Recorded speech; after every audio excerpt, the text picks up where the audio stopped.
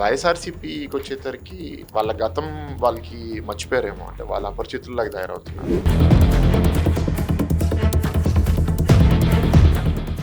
Alcohol consumption తగ్గించాలి మీరు అన్నారు. ఏజ్ లిమిట్ ఆంధ్రప్రదేశ్లో 21. 25కి ఎందుకు పెంచలేదు మీరు? ఎక్కడ పెడితే దానికంటూ ఒక సొంత ఆడియన్స్ ఉంటుంది. ఆల్రెడీ క్రౌడ్ అయిపోయి ఇంతమంది వచ్చే ఆర్కే బీచ్లోనో ఋషికొండ బీచ్లోనో పెడితే దీనివల్ల పెద్ద అడిషనల్ వాల్యూ ఉండదు. సో అసలు గవర్నమెంట్కి ఆ ఇంటెన్షనే లేదు.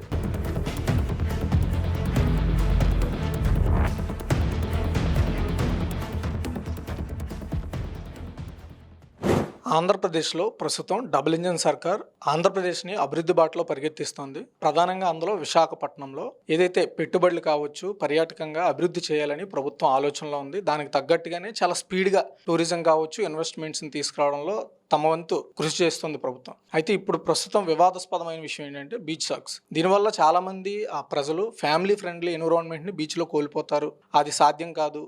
అంతేకాకుండా కొన్ని వామపక్షాలు కూడా దీని మీద వ్యతిరేకత చూపిస్తున్నాయి. ఖచ్చితంగా దీన్ని ఇంప్లిమెంటేషన్ చేస్తే మేము దీన్ని వ్యతిరేకిస్తామని చెప్తున్నారు. దీని మీద కొంచెం ఎంపీ గారితో వివరణ తీసుకునే ప్రయత్నం చేద్దాం. సార్ చెప్పండి. ప్రధానంగా వామపక్షాలు కావచ్చు, కొంతమంది సోషల్ మీడియాలో చెప్తున్నారు ఏంటంటే బీచ్ షాక్స్ అనేవి ఇక్కడున్న ఎన్విరాన్మెంట్కి, అంటే ఇప్పుడు విశాఖపట్నం అంటే కొంచెం కల్చరల్గా వేరే ప్రాంతంలో చూసినట్టుగా ఉండదని చెప్తున్నారు. దానికి ఏంటి సార్ మీరు ఇచ్చే వివరణ ఏంటి? అంటే సెపరేట్ చేద్దామండి. ఒకటి let us say neutrals or intellectuals. వాళ్ళు నిజంగా న్యూట్రల్స్ ఆర్ ఇంటెలెక్చువల్స్ నాకు తెలియదు, కానీ let us say that is one category. Another category is YSRCP and వైఎస్ఆర్సీపీకి అఫిలియేట్ అయిన స్పోక్స్ పర్సన్స్ ఆర్ లీడర్స్. అన్నీ చూడలేదు కానీ కొన్ని చూశాను. వైఎస్ఆర్సీపీకి వచ్చేసరికి అసలు వాళ్ళ గతం వాళ్ళకి మర్చిపోయారేమో, అంటే వాళ్ళ అపరిచితుల్లాగా తయారవుతున్నారు, గజనీలాగా తయారవుతున్నారు. మీరు ఆల్కహాల్ బ్యాన్ చేస్తా అన్నారు. 2019లో స్టేట్ ఎక్సైజ్ రెవెన్యూ 16,000 ఉంటే 24లో మీ గవర్నమెంట్ అయ్యేసరికి 24,000కి పెరిగింది, 25,000కి పెరిగింది. అంటే 50% మీరు బ్యాన్ చేయడం వదిలేసేయండి, 50% పెంచారు. అప్పుడు ఇంటర్నేషనల్ ఆల్కహాల్ బ్రాండ్స్ 5%కి పడిపోయినాయి. అంటే 95% లోకల్ మ్యానుఫ్యాక్చరర్స్. ఎంత బ్యాడ్ క్వాలిటీయో మీరు ఊహించండి. అప్పుడు 13 పారామీటర్స్ ఆల్కహాల్ మీద టెస్ట్ చేయాలి, మీరు టెస్టులు చేయరు. క్యాష్లో మీరు తీసుకున్నారు. మీరు ఆల్కహాల్ గురించి మీరు మాడుతున్నారు. ఇంకేం చెప్పాలి? ఇవాళ 74% of the alcohol being sold wine షాప్స్లో, బార్లో ఆర్ ఇంటర్నేషనల్ బ్రాండ్స్. 5% అక్కడ, 74% అక్కడ. So what moral high ground? అసలు వైఎస్ఆర్సీపీ వాళ్ళకి అసలు ఏదైనా మారల్ హై గ్రౌండ్ ఉందా? నెక్స్ట్ ఆల్కహాల్ కన్సంప్షన్ తగ్గించాలి మీరు అన్నారు. ఏజ్ లిమిట్ ఆంధ్రప్రదేశ్లో 21. 25కి ఎందుకు పెంచలేదు మీరు? పెంచచ్చు కదా. అంటే మీరేంటి కన్సంప్షన్ తగ్గించాలి, రెస్పాన్సిబుల్గా ఉండాలి, మరి ఎందుకు పెంచలేదు ఏజ్ లిమిట్ 25? ఇంటెలెక్చువల్సో లేకపోతే సోషల్ కామెంటేటర్స్ ఏంటి అంటే వాళ్ళకి పవర్ ఉండదు కాబట్టి వాళ్ళు మాట్లాడచ్చు కానీ చేయలేరు. కానీ మీరు 5 ఏళ్ళు మీరు ప్రభుత్వంలో ఉన్నారు. So society is judging you not by your words, by your actions. 5 ఏళ్ళు మీరు పవర్లో ఉన్నప్పుడు మీరు ఏం చేశారు? ఇంకా దాని గురించి మీరు చెప్పుకోలేనప్పుడు ఇంకా మీకు అర్హత లేదు, మీరు చెప్పేది ఎవడు పట్టించుకోడు. So coming to the intellectuals or should I say pseudo intellectuals, I don't know. Because ఒకరు మాట్లాడుతూ నేను విన్నాను, నా మీద కొంచెం హేళనగా మాట్లాడారు. మీరు అదే స్పీచ్లో డేటా సెంటర్స్ యూఎస్లో వెస్ట్లో వాళ్ళు ఒప్పుకోవట్లేదు, వాళ్ళు ఒప్పుకోకపోతే మీరు ఇక్కడ ఎట్లా చేస్తారు అని అన్నాడు. మళ్ళీ అదే మనిషి అక్కడ చేసింది ఇక్కడ చేస్తే అన్నీ ఇక్కడ వర్క్ అవ్వవు అంటాడు. అంటే మీకు నచ్చినప్పుడు మీకు వెస్ట్ యూఎస్ మీరు ఎగ్జాంపుల్ ఇవ్వచ్చు, అక్కడ వర్క్ అవ్వలేదు కాబట్టి ఇక్కడ కూడా వర్క్ అవ్వదు అని మీరు చెప్పచ్చు. మీకు నచ్చినప్పుడు గోవాలో ఉన్నది ఇక్కడ రాదు. So that is the hypocrisy and the double standards that they are displaying. Next they are saying that ఫ్యామిలీలు డిస్టర్బ్ అవుతాయని. అసలు ఆ బీచ్ యాక్ట్ పాలసీ చదివారా? బీచ్ యాక్ట్ పాలసీలో we're only doing a pilot and we're saying విశాఖపట్నంలో 2 లొకేషన్స్లో పెట్టాలి అని. ఎక్కడ పెట్టాలని ఏ డిసిషన్ ఇంకా తీసుకోలే. ఇంటర్నల్గా జరిగే డిస్కషన్ ఏంటి అంటే టూరిజం మనము ఎంటైర్ 50 కిలోమీటర్స్లో ఎట్లా డెవలప్ చేయాలి, ఎక్కడ పెడితే దానికంటూ ఒక సొంత ఆడియన్స్ ఉంటుంది. బికాజ్ ఆల్రెడీ క్రౌడ్ అయిపోయి ఇంతమంది వచ్చే ఆర్కే బీచ్లోనో ఋషికొండ బీచ్లోనో పెడితే దీనివల్ల పెద్ద అడిషనల్ వాల్యూ ఉండదు. సో అసలు గవర్నమెంట్కి ఆ ఇంటెన్షనే లేదు. బట్ మీరు ఇలా అన్నారు కాబట్టి ఫ్యామిలీస్కి ఇబ్బంది అవుతుంది అని. ఇప్పుడు ఆర్కే బీచ్లో జూమ్ బార్ అండ్ రెస్టారెంట్ అని ఇందాకే మాట్లాడుతూ చెప్పాను. ఆర్కే బీచ్ మీద ఉంది, 15-20 సంవత్సరాల నుంచి ఆపరేట్ అవుతుంది. మీరు ఏం చేశారు దాని గురించి? మీరు ఎప్పుడన్నా వెళ్ళి అక్కడ ఉండడం కరెక్ట్ కాదని బ్యాన్ చేయండి అని చెప్పారా? మళ్ళీ ఇక్కడ డబుల్ స్టాండర్డ్స్. అంటే రోడ్ ఎంతండి? రోడ్ ఎంతండి? 50 అడుగులు. తాగేసున్నోడు ప్రాబ్లం క్రియేట్ చేయాలనుకున్నవాడు రోడ్ దాటలేడా? మరి ఇన్నేళ్ళు అది ఉండగా ఆర్కే బీచ్లో ఉన్న ఫ్యామిలీస్కి పిల్లలకి ఏదన్నా ఇబ్బంది వచ్చిందా? వైవిల్ గవర్నమెంట్ అలా అండి. ఇప్పుడు ఒక ప్రజాస్వామ్యంలో ప్రతి ఒక్కరికి స్వేచ్ఛ ఉండాలి అండ్ తప్పకుండా మహిళలకి పిల్లలకి భద్రత ఉండాలి. బట్ మీరు అక్కడ ఉంటే ఏదో జరిగిపోతుంది అని మీరు సృష్టిస్తున్నారు కదా. ఉంది, ఇప్పుడుంది. ఏం జరిగింది, దాని గురించి మీరు ఏం చేశారు, ఇన్నేళ్ళు మీరు ఏం మాట్లాడారు. ఇంకో ఇంటలెక్చువల్ మాట్లాడుతూ డెవలప్మెంట్ అంటే ఐటీ జాబ్స్, ఇది డెవలప్మెంట్ కాదు అని అంటారు. అంటే వాళ్ళకి అసలు ఏం తెలుసండి వాళ్ళకి డెవలప్మెంట్ గురించి? వాళ్ళు ఇట్లా మాట్లాడుతుంటే నేను క్వశ్చన్ చేయాలనిపిస్తుంది నాకు. ప్రపంచవ్యాప్తంగా ఇవాళ టూరిజం ఇండస్ట్రీలో 36 కోట్ల మంది పనిచేస్తున్నారు. అంటే వర్క్ ఫోర్స్లో 360 కోట్ల మంది ఉంటే 10% టూరిజంలో పనిచేస్తున్నారు. సో టూరిజం వాళ్ళ ప్రకారం డెవలప్మెంటే కాదు. హోటల్ అంటే డెవలప్మెంట్ కాదు, రెస్టారెంట్ అంటే డెవలప్మెంట్ కాదు, ఐటీ జాబ్స్ మాత్రమే డెవలప్మెంటా, డేటా సెంటర్ అంటే డెవలప్మెంట్ కాదు. What is this mind set అండి? సార్ ఇప్పుడు శాంతి భద్రతలు దెబ్బతినే అవకాశం ఉంటుందని చెప్తున్నారు. దానికి ఎలాంటి వ్యవస్థను ఇంప్లిమెంటేషన్ చేయాలనుకుంటున్నారు ఆ బీచ్ కారిడార్లో? కాదండి, ఫస్ట్ మనము ఏదన్నా ముందడుగు వేస్తున్నప్పుడు ఎక్కడున్నామో ఫస్ట్ అర్థం చేసుకోవాలి. ఎంటైర్ బీచ్ రోడ్లో there are 3 bars, 2 pubs and 8 wine shops. నేను టీంతో వెరిఫై చేయించుకున్నా. ఈ 13 వల్ల ఎక్కడన్నా మనకి ఇబ్బంది ఉందా? చిన్న చిన్న ఇబ్బందులు ఉంటాయి, దాన్ని మనం ఎట్లా కరెక్ట్ చేసుకోవాలి. కానీ ఉన్నాయి కదా ఇవాళ, they are already there today. I'm not encouraging that అందరు ఆల్కహాల్ తాగండి, ఆల్కహాల్ చాలా మంచిది, I'm not saying that. But what I saying, నేను ఒక ఎంపీగా ఉన్నప్పుడు నేను అందరికీ ఎంపీని. ఒక గవర్నమెంట్ ఉన్నప్పుడు 5 కోట్ల మందికి గవర్నమెంట్ అది. దాంట్లో చాలా మంది తాగరు, చాలా మంది తాగుతారు.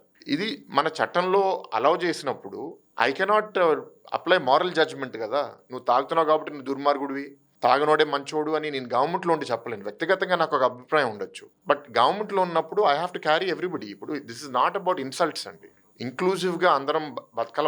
మీరు మన ఫ్యామిలీలో మనం చెప్తాము ఇది మంచిది కాదు, ఇది అలవాటైతే మన లైఫ్ పాడవుతుంది అని. అలా అని సమాజంలో ఆగట్లేదు కదా. I'm not encouraging any of this. Sir ఇప్పుడు యాక్చువల్గా గతంలో జగన్మోహన్ రెడ్డి గారు ప్రెస్ మీట్ పెట్టి ఏదైతే గూగుల్ డేటా సెంటర్ రావడం మా హయాంలో జరిగిందని చెప్పుకుంటూ, ఇక్కడ స్థానిక నేతలేమో గూగుల్ డేటా సెంటర్ వస్తే వాటర్ దొరకదు, ఇబ్బంది పడతారు ప్రజలు, పర్యావరణం దెబ్బతింటుంది అని చెప్తున్నారు. అంటే వైసీపీలో 2 నాలుగులు కనబడుతున్నాయి. ఒకటి అక్కడ హైకమాండ్ ఒకటి చెప్తుంది, ఇక్కడ స్థానిక నేతల ఆలోచన ఒకలా ఉంది. ఏంటి దీని మీద ఏం క్లారిటీ ఇస్తారు మీరు? అదే ఇప్పుడు ఏంటి అంటే వాళ్ళకి రెస్పాండ్ అవ్వడం నాకు చాలా ఇబ్బందికరంగా ఎందుకు ఉంది అంటే, దేనికి రెస్పాండ్ అవ్వాలో అర్థం అవ్వట్లేదు. వాళ్ళల్లోనే 3-4 స్టాన్సెస్ ఉన్నాయి. సార్ పోలవరం కెనాల్ గురించి రీసెంట్ ప్రెస్ మీట్లో మీరు ప్రస్తావించారు.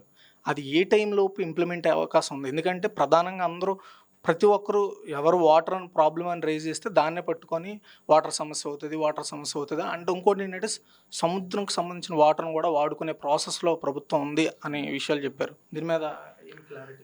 ఈ పోలవరం అవ్వకుండా కూడా మనకి ఇవాళ లెఫ్ట్ కెనాల్ ఉందండి. 5 సంవత్సరాలు వైఎస్ఆర్సీపీ గవర్నమెంట్లో లెఫ్ట్ కెనాల్ మీద ₹1 ఖర్చు పెట్టలే. ఇవాళ మన దగ్గర రిజర్వాయర్స్ ఉన్నాయి. ఆ రిజర్వాయర్స్ రీఫిల్ చేయడానికి మనకి ఉన్న ఆధారాలు 2. ఒకటి వర్షం, లేకపోతే నెక్స్ట్ ఈ రివర్స్ నుంచి గోదావరి కృష్ణా నుంచి మనం ఏదన్నా కెనాల్ చేసుకుని మన దగ్గర తెచ్చుకోగలిగితే వాటర్ వస్తుంది. ₹1 ఖర్చు పెట్టలే వీళ్ళు. ఇవాళ సిటిజన్స్ విశాఖపట్నంలో కొంత వాటర్ షార్టేజ్ సమ్మర్లో ఫేస్ చేస్తుంటే కారణం ఏంటి అంటే ఆ ఇన్ఫ్రాస్ట్రక్చర్ వీళ్ళు పూర్తి చేయకపోవడం వల్ల. అలా అని భవిష్యత్తులో అభివృద్ధి చేయకుండా ఆగాల్సిన అవసరం ఒక సమర్థవంతమైన ప్రభుత్వానికి లేదు. ఎందుకు ఆగాలి? ఎందుకంటే పోలవరం నేను ఇంకో ఇంటర్వ్యూలో కూడా మారుతూ చెప్పాను, 2028 ఎర్లీ 2028 కల్లా left canal works, Polavaram, additional infrastructure పూర్తి చేస్తే ఎంత వాటర్ వస్తుందని మొన్న ప్రెస్ మీట్లో చాలా స్పష్టంగా మిలియన్ లీటర్స్ పర్ డే లెక్కతో పాటు నేను చెప్పాను. 10 లక్షల ఉద్యోగాలు కల్పిస్తామని మిమ్మల్ని టార్గెట్ చేసి అది ఎక్కడ నెరవేరిందని వైసీపీ వాళ్ళు ప్రధానంగా అడుగుతున్నారు. దానికి మీరు ఏం క్లారిటీ ఇస్తారు? ఎస్ అండి, ఓవరాల్ స్టేట్లో ఏంటి అంటే 20 లక్షల ఉద్యోగాలు సృష్టించాలనేది మన టార్గెట్. సో దానికి స్పీడ్ ఆఫ్ డూయింగ్ బిజినెస్ అనే నినాదంతో ఇవాళ ప్రభుత్వం ముందుకెళ్ళి చేస్తున్నాము. ప్రభుత్వం వైపు మనం ఏంటి, ఒకటి ప్రాజెక్ట్ గ్రౌండింగ్ చేయించాలి, ఎంఓయూలు సైన్ చేయడం కాదు. గ్రౌండింగ్ అంటే ఏంటి, క్యాబినెట్లో అప్రూవల్ అయిపోయిన తర్వాత గ్రౌండ్ బ్రేకింగ్ సెరమనీ చేసి వాళ్ళకి పర్మిషన్స్ అన్నీ వచ్చి వాళ్ళు కట్టేటట్టు. So we're pushing them and definitely first 2 yearsలో మనం గ్రౌండింగ్ మీద ఫోకస్ చేసాము. ఈ నెక్స్ట్ 3 yearsలో ప్రాజెక్ట్ కంప్లీషన్, ఓపెనింగ్, ఎంప్లాయ్మెంట్ మీద ఫోకస్ చేస్తాం. సార్ ఇప్పుడు ప్రధానంగా ఒక ఎంపీ అంటే కొంత నిధులు ఉంటాయి. ఆ నిధుల్ని మీరు ఎలా వాడుతున్నారు ప్రజెంట్? అంటే విశాఖపట్నమే కాకుండా బయట ప్రాంతాల్లోనైనా ఏ విధంగా వాడుతున్నారు? ఎలా అలొకేషన్ కానీ వర్క్ ప్రాసెస్ కానీ ఎలా జరుగుతుంది? ప్రతి సంవత్సరం 5 కోట్లు ఇస్తారండి. ఇప్పుడు 2 ఏళ్ళు పూర్తయింది. దాని అర్థం ఈ పార్టీకి నేను 10 కోట్లకు సంబంధించి ప్రాజెక్ట్ అలొకేషన్ చేసి ఉండాలి. నాకు తెలిసి నా టీం ఒక 8 crores వరకు అలొకేట్ చేసాము. సో 2 crores ఇంకా పెండింగ్ ఉంటుంది. 3వ సంవత్సరం స్టార్ట్ అయింది కాబట్టి ఇంకో 5 ఇప్పుడు ఉంటుంది. సో బహుశా 2, 5, 7 విల్ బీ నెక్స్ట్ 3-4 months 5 monthsలో చేస్తాము. బట్ నేను కొన్ని ప్రణాళికలు పెట్టుకున్నాను. ఏంటంటే will focus on human development. So education, sports, health care, library, anganwadis, ఇట్లాంటివన్నీ ఫోకస్తో చేస్తున్నాం. అన్నిటికీ ఇవ్వట్లేదు. దానివల్ల ఏంటి అంటే అంత ఈజీగా ఐడెంటిఫై చేసుకోవడం పాసిబుల్ కాదు. సో ఆ టీం గ్రౌండ్కి వెళ్ళి అక్కడ ఫోటోలు తీసుకుని అక్కడ జనాలతో మాట్లాడి ఇది చేస్తే మీకు మేలు జరుగుతుంది అని కనుక్కుని దాని తర్వాతే ప్రపోజల్ తీసుకొస్తున్నారు. But 8 crores I think 6-7 crores grounding కూడా అయిపోయినాయి. అండ్ బహుశా అనదర్ 1 yearలో అన్ని పూర్తయిపోతాయి. సార్ మీ మధ్య నారా లోకేష్ గారి మధ్య ఎలాంటి డిస్కషన్ జరుగుతుంది అబౌట్ వైజాగ్? దట్ వైజాగ్ మీద చాలా చాలా మొన్నే వచ్చారు. ఆయన అనేది ఏంటి అంటే ప్రతి నెల తీసుకొచ్చేస్తున్నారు వైజాగ్ వాళ్ళు, ఇంత దృష్టి ఉంది అభివృద్ధి ఇక్కడ చేయడానికి అని. It is very good. And now it is about driving the projects and finishing them. ఇది మొత్తానికి విశాఖపట్నాన్ని ఒక ముఖద్వారంగా మార్చాలి ఆంధ్రప్రదేశ్కి అనే ఆలోచనలో ప్రస్తుతం ప్రభుత్వం ఉన్నట్లు తెలుస్తోంది. వీడియో జర్నలిస్ట్ ప్రేమ్తో రాజు, BBC 1 TV, విశాఖపట్నం.